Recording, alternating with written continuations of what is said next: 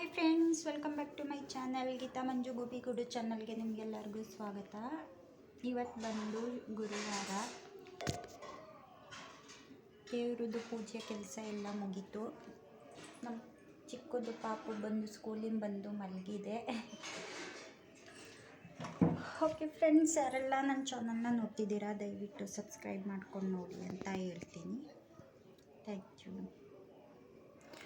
Okay friends, ಇದು ಬಂದು yesterday ಲಾಗು ಅಂದರೆ ಫ್ರೈಡೇ ಲಾಗ್ ಆಗಿರುತ್ತೆ. ಗುರುವಾರ ಬಂದು ಲಾಗ್ನ ಕಂಟಿನ್ಯೂ ಮಾಡೋಕ್ಕಾಗಲಿಲ್ಲ, ಹಾಗಾಗಿ ಅಲ್ಲಿಗೆ ಎಂಡ್ ಮಾಡಿದೆ. ಇದು ಬಂದು ಮಗ ಬಂದು ಸ್ಕೂಲಿಂದ ಬರೋ ಅಷ್ಟರಲ್ಲಿ ಜ್ಯೂಸನ್ನ ಮಾಡಿಡೋಣ ಅಂತ ಹೇಳಿ ದಾಳಿಂಬೆ ಹಣ್ಣು ಯೂಸ್ ಮಾಡಿಬಿಟ್ಟು ಜ್ಯೂಸನ್ನ ಮಾಡಿಟ್ಟಿದೆ. ನೆಕ್ಸ್ಟು ಡೇ ಬಂದು ಮಾರ್ನಿಂಗು, ಇದು ಸಾಟರ್ಡೇ ಲಾಗು. ಮಾರ್ನಿಂಗ್ಗೆ ಟಿಫನ್ಗೆ ಅಂಥೇಳಿ ವಾಂಗಿಬಾತನ್ನ ಮಾಡ್ಕೊಂಡಿದ್ದೆ. ಅದರ ರೆಸಿಪಿನ ಬಂದು ಶೇರ್ ಮಾಡಲಿಲ್ಲ, ಹಾಗೆಯೇ ಜಸ್ಟ್ ಲಾಸ್ಟಲ್ಲಿ ವೀಡಿಯೋನ ಮಾಡಿಕೊಂಡೆ. ಮನೆಯವ್ರು ಬಂದು ಫಸ್ಟ್ ಶಿಫ್ಟ್ ಹೋಗಿದ್ದರಿಂದ ಅವರಿಗೆ ಟಿಫನ್ಗೆ ಅಷ್ಟು ಬೇಗ ಎದ್ದು ಮಾಡ್ಕೊಡೋಕ್ಕಾಗಲಿಲ್ಲ. ಅವರು ಬಂದು ವೈಟ್ ರೈಸ್ನ ಕಳಿಸ್ಕೊಟ್ಟೆ. ನೆಕ್ಸ್ಟು ಮಕ್ಕಳಿಗೆ ಅವ್ನ ಸ್ಕೂಲಿಗೆ ಹೋಗೋಷ್ಟರಲ್ಲಿ ನಾನು ಲೇಟಾಗಿ ವಾಂಗಿಬಾತನ್ನ ಮಾಡಿಕೊಂಡೆ.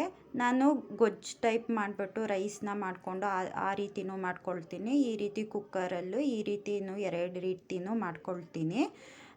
ಆ ಗೊಜ್ಜು ಟೈಪ್ ಮಾಡಿ ಮಿಕ್ಸ್ ಮಾಡೋದಕ್ಕಿಂತ ಈ ರೀತಿನ ಇಷ್ಟಪಡ್ತಾರೆ ನಮ್ಮ ಮನೇಲಿ. ಅದಕ್ಕೆ ಜಾಸ್ತಿ ನಾನು ವಾಂಗಿಬಾತನ್ನ ಈ ಥರನೇ ಮಾಡ್ಕೊಳ್ಳೋದು.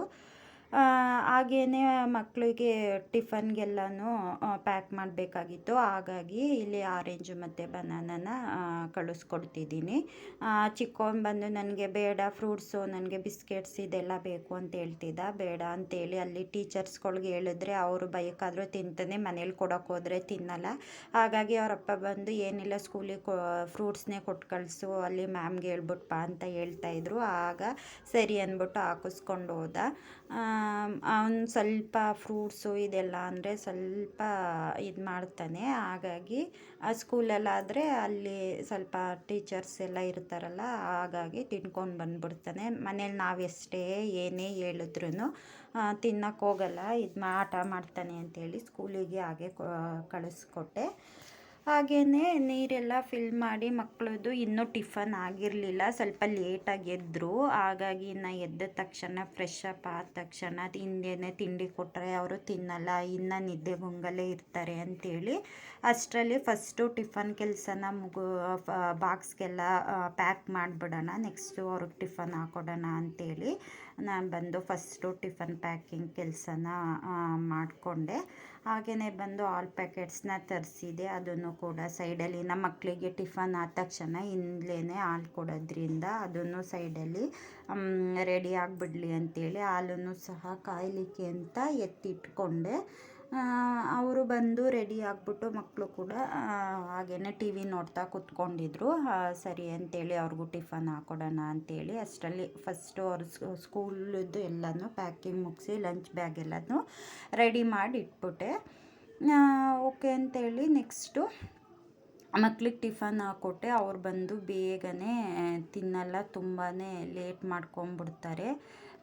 ಕುತ್ಕೊಂಡು ಟಿ ವಿ ಬೇರೆ ನೋಡ್ಕೊಂಡು ಕುತ್ಕೊಳ್ತಾರಲ್ಲ, ಅದರಿಂದ ಟಿಫನ್ ಬೇಗ ತಿನ್ನಲ್ಲ. ಅದು ನೋಡಿಕೊಂಡು ಇವನು ಚಿಕ್ಕವನಿಗೇನಿಲ್ಲ, ಅವನು ದೊಡ್ಡ ಮಗನಿಗೆ ಬಂದು ಸ್ಕೂಲಲ್ಲಿ ಅಲ್ಲಿ ಗೇಟೆಲ್ಲ ಕ್ಲೋಸ್ ಮಾಡಿಬಿಟ್ರೆ ಸುಮ್ಮನೆ ಬೈತಾರೆ ಲೇಟೆಲ್ಲ ಮಾಡ್ಕೊಂಡು ಹೋದರೆ.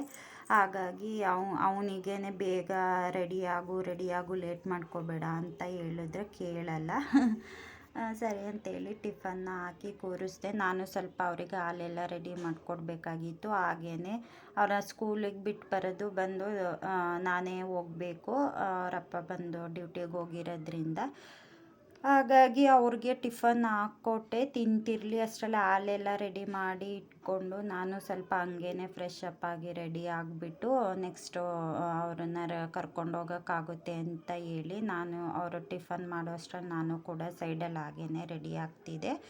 ಹಾಗೂ ಅವರು ಟಿಫನ್ ಮಾಡ್ತಾನೆ ಇಲ್ಲ, ಸುಮ್ಮನೆ ಇಬ್ಬರು ಆಟ ಆಡ್ಕೊಂಡು ಕುಳ್ತಿದ್ರು. ಮಧ್ಯ ಕೂಗಿ ಹೇಳ್ತಾನೇ ಇರಬೇಕು, ಲೇಟ್ ಆಗುತ್ತೆ ಟಿಫನ್ ಮಾಡ್ಕೊಳ್ಳಿ ಬೇಗ ಅಂತ ಕೂಗ್ತಾನೇ ಇರಬೇಕು. ಇಲ್ಲ ಅಂದರೆ ಟಿ ವಿ ನೋಡ್ತಿದ್ರೆ ಅದರಲ್ಲೇ ಮುಳುಗೋಗ್ಬಿಡ್ತಾರೆ. ಹಾಗಾಗಿ ಹೇಳ್ತಲ್ಲೇ ಜೊತೆಲೇ ಹೇಳ್ಕೊಂಡು ನಾನು ಕೂಡ ರೆಡಿ ಆಗ್ತಿದ್ದೆ. ಎಷ್ಟೇ ಬೇಗ ಎದ್ದು ನಾನು ಟಿಫನ್ ಕೆಲಸ ಎಲ್ಲ ಮುಗಿಸಿ ನನ್ನ ಕೆಲಸ ಬೇಗ ಮುಗಿಸ್ಕೊಂಡಿದ್ರು ಈ ಮಕ್ಕಳು ಅವರು ಬೇಗ ಎದ್ದು ತಿಂಡಿ ತಿನ್ನಿಸಿ ಅವ್ರನ್ನ ರೆಡಿ ಮಾಡಿ ಕಳಿಸೋ ಅಷ್ಟರಲ್ಲಿ ಟೈಮ್ ಮಾಡ್ಕೊಂಬಿಡ್ತಾರೆ. ನಾನೇ ಟಿಫನ್ ಕೆಲಸನೂ ಯಾವತ್ತೂ ಲೇಟ್ ಮಾಡೋಕ್ಕೆ ಹೋಗಲ್ಲ. ಅದಕ್ಕೆ ಸ್ಕೂಲಿಗೆ ಅವರು ಮೊದಲೇ ಅವರು ಟಿಫನ್ ತಿನ್ನೋದೇ ತುಂಬ ಲೇಟ್ ಮಾಡ್ತಾರೆ. ಇನ್ನು ನಾನು ಲೇಟ್ ಮಾಡಿಬಿಟ್ರೆ ಆಗಲ್ವಲ್ಲ ಅಂಥೇಳಿ ನಾನು ಬೇಗ ಎಲ್ಲನೂ ಬೇಗ ರೆಡಿ ಮಾಡಿ ಇಟ್ಟಿರ್ತೀನಿ. ಆದ್ರೂ ರೆಡಿ ಕೊನೆಗೂ ಅವನು ಖಾಲಿ ಮಾಡೋ ಥರ ಕಾಣಿಸ್ತಿರ್ಲಿಲ್ಲ. ನಾನೇ ತಿನ್ನಿಸ್ಬಿಟ್ಟು ರೆಡಿ ಮಾಡಿ ಸ್ಕೂಲಿಗೆ ಬಿಟ್ಟು ಬಂದೆ. ಇದು ಸಾಟರ್ಡೆ ಅಲ್ಲಲ್ಲ ಫ್ರೈಡೇದೆ ಈವ್ನಿಂಗ್ ವ್ಲಾಗು. ಸಂಜೆಗೆ ಬಂದು ನಾನು ಸ್ವಲ್ಪ ಪಾಲಕ್ ಸೊಪ್ಪು ಹಂಗೆ ಫ್ರಿಜ್ಜಲ್ಲಿ ಇಟ್ಬಿಟ್ಟಿದ್ದೆ, ನಾಳಾಗುತ್ತಲ್ಲ ಅಂತ ಅದನ್ನು ಯೂಸ್ ಮಾಡಿಕೊಂಡು ಅದ್ರ ಜೊತೆಗೆ ಎಗ್ಗಿತ್ತು, ಅದನ್ನು ಸೇರಿ ಗ್ರೇವಿ ಥರ ಏನಾದ್ರು ಮಾಡೋಣ ಅಂತ ಟ್ರೈ ಮಾಡ್ತಾಯಿದ್ದೆ. ಪಾಲಕ್ ಸೊಪ್ಪನ್ನ ಬಂದು ನೀಟಾಗಿ ತೊಳೆದ್ಬಿಟ್ಟು ಈ ರೀತಿ ಸೈಡಿಗೆ ಬೇಯಲಿಕ್ಕೆ ಅಂತ ಎತ್ತಿಟ್ಕೊಂಡು, ಇಲ್ಲಿ ಮಸಾಲೆಗೆ ಈರುಳ್ಳಿ, ಬೆಳ್ಳುಳ್ಳಿ, ಟೊಮೆಟೊ ಮತ್ತು ಸ್ವಲ್ಪ ತೆಂಗಿನ ತುರಿನ ಸೇರಿಸ್ಕೊಂಡು ಅದನ್ನು ಸ್ವಲ್ಪ ಆಯಿಲ್ನ ಹಾಕ್ಕೊಂಡು ಫ್ರೈ ಮಾಡಿಕೊಂಡೆ. ಈ ರೀತಿ ಫ್ರೈ ಮಾಡಿಕೊಂಡು ನೆಕ್ಸ್ಟು ಸೈಡಲ್ಲಿ ಪಾಲಕ್ ಸೊಪ್ಪು ನೀಟಾಗಿ ಬೆಂದಿತ್ತು, ಅದು ಮತ್ತು ಮಸಾಲೆ ಏನು ಗ್ರೈಂಡ್ ಬೇಯಿಸಿ ರೆಡಿ ಮಾಡ್ಕೊಂಡಿದ್ದೆ ಅದನ್ನು ಸೇರಿ ಚೆನ್ನಾಗಿ ಗ್ರೈಂಡ್ ಮಾಡಿಕೊಂಡೆ. ಅದಕ್ಕೆ ಸ್ವಲ್ಪ ಧನಿಯಾ ಪುಡಿ ಮತ್ತು ಸಾಂಬಾರು ಪೌಡರ್ನ ಸೇರಿಸ್ಕೊಂಡೆ. ಸೈಡಲ್ಲಿ ಎಗ್ ಕೂಡ ಚೆನ್ನಾಗಿ ಬೆಂದಿತ್ತು, ಅದನ್ನು ಕೂಡ ಈ ರೀತಿ ಕಟ್ ಮಾಡಿ ಸೈಡ್ಗೆ ಪ್ಲೇಟ್ಗೆ ಎತ್ತಿಟ್ಕೊಂಡೆ. ಇದೇನು ರುಬ್ಬಿದೆ ಮಸಾಲನ ಒಗ್ಗರಣೆ ಹಾಕಿ ಚೆನ್ನಾಗಿ ಕುದಿಸ್ಕೊಂಡು ಅದಕ್ಕೆ ಲಾಸ್ಟಲ್ಲಿ ಎಗ್ನ ಸೇರಿಸ್ಕೊಂಡೆ. ಅಂದರೆ ಪನ್ನೀರು ಎಲ್ಲ ಪಾಲಕ್ ಪನ್ನೀರ್ ಮಾಡ್ತಾರಲ್ಲ, ಸೇಮ್ ಪ್ರೊಸೀಜರು. ನಾನಿಲ್ಲಿ ಪನ್ನೀರ್ ಬದಲು ಎಗ್ನ ಸೇರಿಸ್ಕೊಂಡೆ ಅಷ್ಟೇ. ಗ್ರೇವಿ ಮಾತ್ರ ತುಂಬ ಚೆನ್ನಾಗಿ ಬಂದಿತ್ತು. ಚಪಾತಿಗೆ ಮಾತ್ರ ಒಳ್ಳೆ ಕಾಂಬಿನೇಷನ್ ಅಂತ ಹೇಳ್ಬೋದು. ಮನೆಯವರು ಬಂದು ಹಾಗೆ ಹೇಳ್ತಿದ್ರು, ಚೆನ್ನಾಗಿದೆ ಚಪಾತಿಗೆ ಒಳ್ಳೆ ಕಾಂಬಿನೇಷನ್ ಅಂತ ಹೇಳ್ಕೊಂಡು ಟೇಸ್ಟಿಯಾಗಿ ಚೆನ್ನಾಗಿದೆ ಅಂತ ಹೇಳ್ತಾಯಿದ್ರು. ಹಾಗಾಗಿ ನಾನು ಈ ರೀತಿ ಸಿಂಪಲ್ಲಾಗಿ ಏನೋ ಜಾಸ್ತಿ ಮಸಾಲೆಗಳೆಲ್ಲ ಏನು ಹಾಕಲಿಲ್ಲ, ಏನಿದೆ ಅದನ್ನೇ ಸೇರಿಸ್ಕೊಂಡು ಈ ರೀತಿ ಸಿಂಪಲ್ಲಾಗಿ ಬಂದು ಎಗ್ ಮತ್ತು ಪಾಲಕ್ನ ಸೇರಿಸ್ಕೊಂಡು ಈ ರೀತಿ ಮಸಾಲೆ ಥರ ರೆಡಿ ಮಾಡಿ ಇಟ್ಕೊಂಡೆ. ನಾವು ಬಂದು ಸ್ವಲ್ಪ ಹೊರ್ಗಡೆ ಹೋಗ್ಬೇಕಾಗಿತ್ತು ಈವ್ನಿಂಗು. ನನ್ನ ಮಗಂದು ಈ ಮಂತು 26ಗೆ ಬಂದು ಬರ್ಡೇ ಇದೆ. ಅವನಿಗೆ ಸ್ವಲ್ಪ ಶೂಸು ಬಟ್ಟೆ ಎಲ್ಲ ತಗೊಡ್ಬೇಕಾಗಿತ್ತು. ಹಾಗಾಗಿ ಮನೆಯವರು ಹೋಗಿ ಬರೋಣ ಅಷ್ಟರಲ್ಲಿ ರೆಡಿ ಇರಿ ಅಂತ ಹೇಳಿದರು. ಇನ್ನು ಅಲ್ಲಿಂದ ಎಷ್ಟೊತ್ತಾಗುತ್ತೆ, ಇನ್ನು ಹೊರ್ಗಡೆ ಹೋಗಿ ಬಂದಮೇಲೆ ಟೈಮ್ ಆಗಿಬಿಡುತ್ತಲ್ಲ, ಇನ್ನು ಅವಾಗ ಬಂದು ಮಾಡೋಕ್ಕಾಗಲ್ಲ ಅಂಥೇಳಿ ನಾನು ಎಲ್ಲ ಈವ್ನಿಂಗೇ ಎಲ್ಲ ರೆಡಿ ಮಾಡಿ ಇಟ್ಬಿಟ್ಟು ಹೋಗ್ತಾಯಿದ್ದೆ. ಆ ಗ್ರೇವಿನ ಮಾಡಿ ಸ್ವಲ್ಪ ಚಪಾತಿ ಹಿಟ್ಟೆಲ್ಲನೂ ಚೆನ್ನಾಗಿ ಕಲಸಿಟ್ಬಿಟ್ಟು ಅದು ಚೆನ್ನಾಗಿ ನೆನೆಯುತ್ತಲ್ಲ ಅಂತ ಹೇಳಿ ಅದೆಲ್ಲನೂ ರೆಡಿ ಮಾಡಿ ಕಲಸಿ ಇಟ್ಬಿಟ್ಟು ಹೋಗಿದ್ದೆ. ಸಂಜೆ 4 ಗಂಟೆ 4:15ಗೇನೋ ನಾವು ಹೊರಟ್ವಿ. ಅಲ್ಲಿಗೆ ಹೋಗಿ 4 ಅಂದರೆ ಒಂದು ಅರ್ಧ ಗಂಟೆ ಅಷ್ಟೇ. ಅಷ್ಟರಲ್ಲಿ ಹೋಗಿ ರೀಚ್ ಆದ್ವಿ. ಇವನು ತುಂಬ ದಿನದಿಂದ ಫಾರ್ಮಲ್ಸ್ ಶೂಸ್ ಬೇಕು ಅಪ್ಪ ಅಂತ ಕೇಳ್ತಾನೆ ಇದ್ದ. ನಾವಿರೋ ಕಡೆ ಎಲ್ಲ ತುಂಬ ಅಂಗಡೀಲಿ ಅವ್ರ ಅಪ್ಪ ಬಂದು ವಿಚಾರಿಸಿದ್ರು, ಎಲ್ಲೂ ಅವ್ನ ಸೈಜಿಗೆ ಸಿಗ್ತಿರ್ಲಿಲ್ಲ. ಇಲ್ಲ ತುಂಬ ಟೈಟ್ ಇರೋ ಸಿಗ್ತಾಯಿತ್ತು, ಇಲ್ಲ ಫುಲ್ಲು ಲೂಸ್ ಇರೋ ಸಿಗ್ತಾಯಿತ್ತು. ಹಾಗಾಗಿ ಇಲ್ಲಿ ಸಿಟಿಯಲ್ಲಿ ಹೋದರೆ ಅಲ್ಲಿ ಚೆನ್ನಾಗಿರುತ್ತೆ ಅಂತ ಇವರು ಮನೆಯವ್ರು ಬಂದು ಇಲ್ಲಿ ತುಂಬ ಸರಿ ತೊಗೊಂಡಿದ್ರಂತೆ. ಮದುವೆಗಿಂತ ಮುಂಚೆ ಎಲ್ಲ ಇಲ್ಲೆಲ್ಲ ಅಂಗಡಿಲಿ ಶೂಸು ಮತ್ತು ಪಕ್ಕದಲ್ಲೇ ಒಂದು ಡಿಸೈರ್ ಇದೆ, ಅಲ್ಲಿ ಜೀನ್ಸ್ ಎಲ್ಲ ಚೆನ್ನಾಗಿರುತ್ತೆ ಅಂಥೇಳಿ ಅಲ್ಲಿಗೆ ಅಂಗಡೀಲಿ ನೋಡ್ಕೊಂಬರೋಣ ಅಂದ್ಕೊಂಡು ಕರ್ಕೊಂಡು ಬಂದರು. ಅಲ್ಲಿಂದ ಹೋದ್ವಿ. ಹೇಗೋ ಒಂದು ಸೈಜು ಪರ್ಫೆಕ್ಟಾಗಿ ಸಿಕ್ತು. ಅವನು ಯಾವ ರೀತಿ ಇಷ್ಟಪಡ್ತಿದ್ದ ಆ ರೀತಿದೇ ಶೂಸ್ ಬಂದು ಸಿಕ್ತು. ಈ ಅಂಗಡೀಲಿ ಬಂದು ತುಂಬಾ ವೆರೈಟೀಸು, ಲೇಡೀಸ್ ಸ್ಲಿಪ್ಪರ್ ಆಗಿರ್ಬೋದು, ಮಕ್ಕಳದಾಗಿರ್ಬೋದು, ಎಲ್ಲ ಕ್ವಾಲಿಟಿ ಮಾತ್ರ ತುಂಬ ಚೆನ್ನಾಗಿತ್ತು. ಅವ್ರು ಬಂದು ನಮ್ಮ ಪಿರಿಯಾಪಟ್ಟಣ ಸೈಡ್ ಅವರಂತೆ, ಅಮ್ಮನ ಮನೆ ಇದೆಯಲ್ಲ ಆ ಸೈಡ್ ಅವರು ಬಂದು ಅಣ್ಣ ಚೆನ್ನಾಗಿ ಮಾತಾಡಿಕೊಂಡು ಇದು ಮಾಡಿದ್ರು. ನಾನು ವಿಡಿಯೋ ಮಾಡ್ತಿರೋದು ನೋಡಿ, ಮೇಡಮ್ ಯೂಟ್ಯೂಬ್ ಮಾಡ್ತೀರಾ ಅಂತ ಕೇಳಿದ್ರು. ಹೌದು ಅಣ್ಣ ಅಂದಿದ್ದಕ್ಕೆ ನಮ್ಮದು ಇದೆ ಅಂತೇಳಿ, ನಿಮ್ಮ ಚಾನಲ್ ನೇಮ್ ಹೇಳಿ ಅಂತೇಳಿ ಅದೆಲ್ಲ ಇದು ಮಾಡ್ಕೊಂಡು ಅವರು ಸಬ್ಸ್ಕ್ರೈಬ್ ಮಾಡಿಕೊಂಡ್ರು. ನೆಕ್ಸ್ಟು ಪಕ್ಕದಲ್ಲೇ ಒಂದು ಚಾಕ್ಲೇಟ್ಸ್ ಅಂಗಡಿ ಇತ್ತು, ಪರ್ಫ್ಯೂಮು ಈ ಚಾಕ್ಲೇಟ್ಸ್ ಈ ಥರದ್ದೊಂದು ಸ್ಟೋರ್ ಇತ್ತು. ಈ ನನ್ನ ಮಕ್ಕಳು ನಾವಲ್ಲಿ ಬಿಲ್ ಪೇ ಮಾಡೋ ಅಷ್ಟರಲ್ಲಿ ಇವರಿಬ್ಬರು ಬಂದು ಅಂಗಡಿ ಒಳಗಡೆ ಸೇರ್ಕೊಂಬಿಟ್ರು. ಇನ್ನು ಸರಿ ಅಂತ ಹೇಳಿದ್ರೆ ಅಲ್ಲಂತೂ ವೆರೈಟೀಸ್ ಆಫ್ ಚಾಕ್ಲೇಟ್ಸ್ ಇದೆ. ಅವ್ರಿಗೆ ಯಾವ್ದು ತೊಗೋಬೇಕು ಯಾವ್ದು ಬಿಡ್ಬೇಕಪ್ಪ, ಅದು ಬೇಕು ಇದು ಬೇಕು ಅದು ಬೇಕು ಅಂದ್ಕೊಂಡು ಕೇಳ್ತಾಯಿದ್ರು. ಕೊನೆಯಲ್ಲಿ ಅಲ್ಲೂ ಹೋಗಿ ಅವ್ರ ಅಪ್ಪನಿಗೆ ಟ್ಯಾಕ್ಸ್ ಹಾಕ್ಸಿದ್ರು. ಸರಿ ಅಂತ ಚಾಕ್ಲೇಟ್ಸ್ ಎಲ್ಲ ತೊಗೊಂಡು ಇನ್ನು ಅದ್ರ ಪಕ್ಕದ ಅಂಗಡಿಲಿ ಡಿಸೈರ್ ಅಂತ ಇದೆ. ಇಲ್ಲೆಲ್ಲ ಜೀನ್ಸು ಮತ್ತು ಫಾರ್ಮಲ್ಸ್ ಎಲ್ಲ ತುಂಬ ಕ್ವಾಲಿಟಿ ಮಾತ್ರ ಸಖತ್ತಾಗಿರುತ್ತೆ. ನಾನು ಕೂಡ ಇಲ್ಲೇ ಒಂದು ಸರಿ ಜೀನ್ಸ್ ತೊಗೊಂಡಿದ್ದೆ, ಅದು ಕೂಡ ತುಂಬ ಚೆನ್ನಾಗಿದೆ. ಹಾಗಾಗಿ ಹೋದ್ವಿ. ಇವನು ಅಲ್ಲಿಗೆ ಹೋದ್ಮೇಲೆ ಚೇಂಜ್ ಆಗಿಬಿಟ್ಟ, ನನಗೆ ಫಾರ್ಮಲ್ಸ್ ಬೇಕಪ್ಪ ಜೀನ್ಸ್ ಬೇಡ ಅಂತ ಹೇಳಿ. ಸರಿ ಅಂತ ಹುಡ್ಕಿದ್ವಿ, ಇಲ್ಲ ದೊಡ್ಡ ಸಿಗ್ತಾಯಿತ್ತು ಚಿಕ್ಕ ಸಿಗ್ತಾಯಿತ್ತು, ಪರ್ಫೆಕ್ಟ್ ಸೈಜು ಸಿಗಲಿಲ್ಲ. ನನ್ನ ದೊಡ್ಡ ಮಗ ಹೆಂಗೆ ಅಂದರೆ ಎಲ್ಲ ಪರ್ಫೆಕ್ಟಾಗಿ ಕೂತ್ಕೋಬೇಕು, ಸ್ವಲ್ಪ ಲೂಸು ಹಂಗೆ ಹಿಂಗೆ ಇದ್ದರೆ ಹಾಕ್ಕೊಳ್ಳೋದು ಅಂದರೆ ಅವನಿಗೆ ಆಗಲ್ಲ. ಚಿಕ್ಕ ವಯಸ್ಸಿಂದನೂ ಅವನಿಗೆ ಫಿಟ್ಟಿಂಗ್ ಕರೆಕ್ಟಾಗಿರಬೇಕು, ಆ ಥರ ಇದು ಮಾಡ್ತಾನೆ.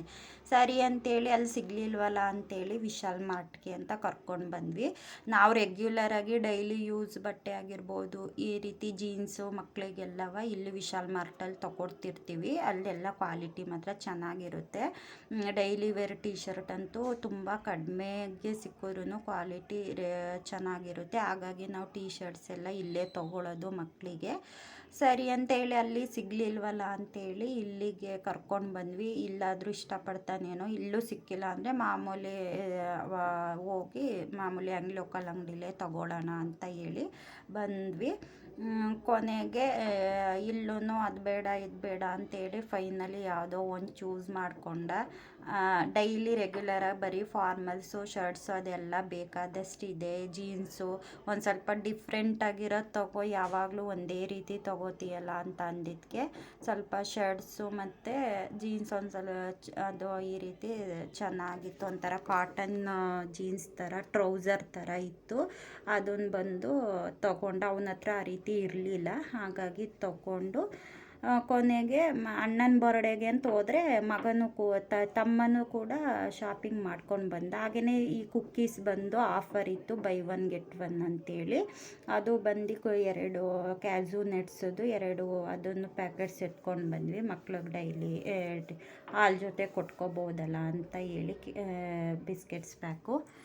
ನೆಕ್ಸ್ಟು ಟಿಫನ್ಗೆ ಅಂತ ಹೇಳಿ ಅದೇ ಅಲ್ಲ ನೈಟು ಡಿನ್ನರ್ಗೆ ಅಂತ ಚಪಾತಿ ಎಲ್ಲ ರೆಡಿ ಮಾಡಿ ಇಟ್ಟಿದ್ನಲ್ಲ, ನಮ್ಮ ಮನೆಯವ್ರು ಬಂದು ಅದನ್ನೆಲ್ಲನೂ ನೀಟಾಗಿ ಚಪಾತಿನ ಲಟ್ಟಿಸ್ಕೊಟ್ರು. ನಾನು ಬಂದು ಬೇಯಿಸ್ಕೊಟ್ಟೆ. ಎಲ್ಲರದು ಊಟ ಆಗಿ ಮಲಗಿದ್ರು. ಓಕೆ ಫ್ರೆಂಡ್ಸ್, ಇವತ್ತಿನ ವ್ಲಾಗ್ ಬಂದು ಇವತ್ತು ಎಂಡ್ ಮಾಡ್ತಾಯಿದ್ದೀನಿ. ಇಷ್ಟ ಆದರೆ ದಯವಿಟ್ಟು ಶೇರ್ ಮಾಡಿ, ಹಾಗೆಯೇ ಯಾರೆಲ್ಲ ನನ್ನ ವಿಡಿಯೋ ನೋಡ್ತಿದ್ದೀರಾ ಸಬ್ಸ್ಕ್ರೈಬ್ ಮಾಡ್ಕೊಂಡು ನೋಡಿ.